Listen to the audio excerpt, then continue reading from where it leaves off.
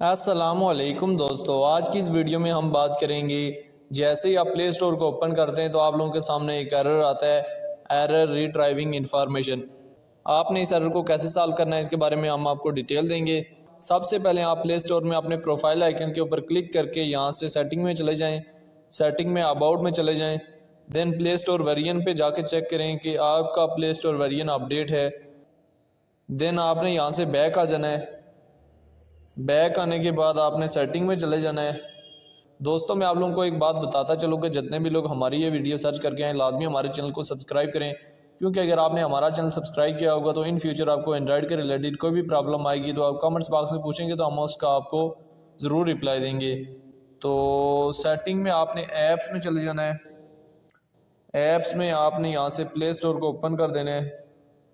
Play store को open करने के बाद स्टोरेज वाले ऑप्शन में आके यहाँ से क्लियर कैची देन यहाँ से क्लियर स्टोरेज कर देना है। इसके बाद आप यहाँ 3 डॉट के ऊपर क्लिक करके ऑन इंस्टॉल अपडेट के ऊपर भी क्लिक कर दें। देन आपने बैक प्ले स्टोर में चले जाना है। प्ले स्टोर पे जाके चेक करें तो आपका ये प्रॉब्लम सॉल्व हो जाएगा।